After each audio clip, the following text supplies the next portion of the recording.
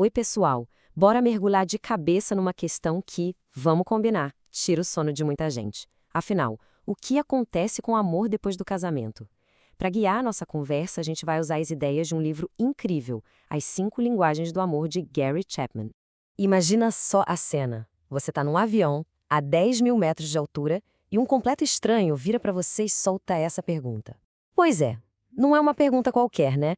É o ponto de partida para uma das ideias mais poderosas sobre relacionamento que existem. E o mais interessante é que essa questão não veio de uma teoria, de um livro, veio da dor real de uma pessoa que via seus relacionamentos acabarem um atrás do outro sem conseguir entender o porquê. É uma busca por respostas que, no fundo, muita gente compartilha. A história desse passageiro é, assim, um estudo de caso perfeito para a gente entender por que aquele amor que parecia tão forte no começo, muitas vezes, parece que some, evapora com o tempo. Olha só, o que a gente vê aqui é um padrão muito claro.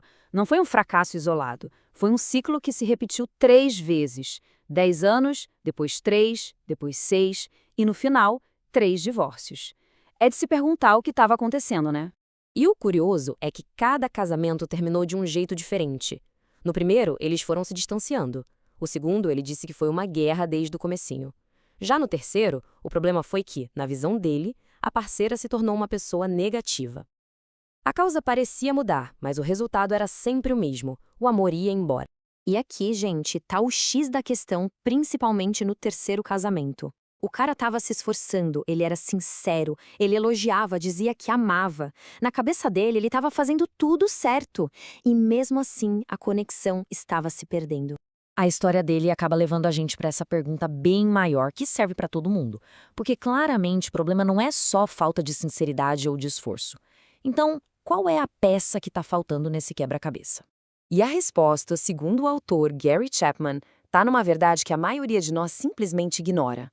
Uma verdade que tem tudo a ver com a linguagem. A linguagem da conexão emocional. Bom, aqui a gente chega no coração da teoria. O problema, muitas vezes, não é a falta de amor, e sim uma falha de comunicação, de tradução. A gente tende a expressar amor do jeito que a gente gosta de receber, e não do jeito que a outra pessoa precisa receber para se sentir amada. Para deixar isso bem fácil de entender, a analogia que ele usa é perfeita. É para pensar no amor emocional como se fosse literalmente um idioma, com português, inglês, chinês. Com essa comparação, o abismo na comunicação fica óbvio. Uma pessoa pode gritar "eu te amo" em português o dia inteiro, com toda a sinceridade do mundo.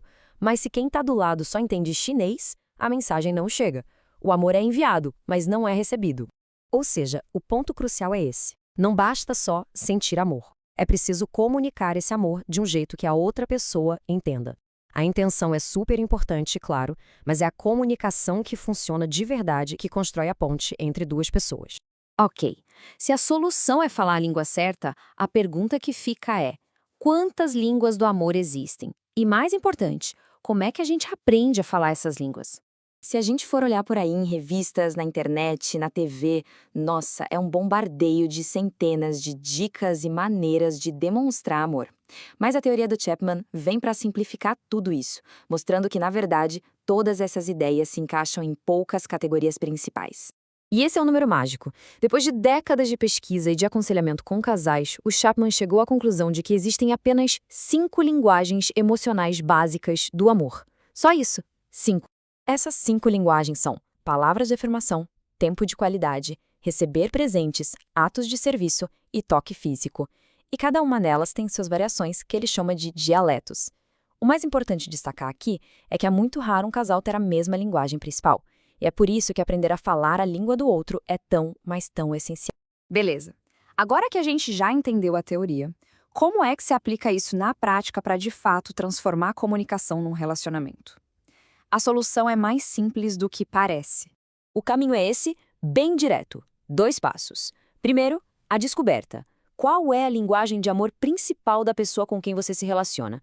E o segundo passo é a ação, é se esforçar de verdade para aprender a falar essa nova língua, mesmo que ela não seja a sua língua nativa.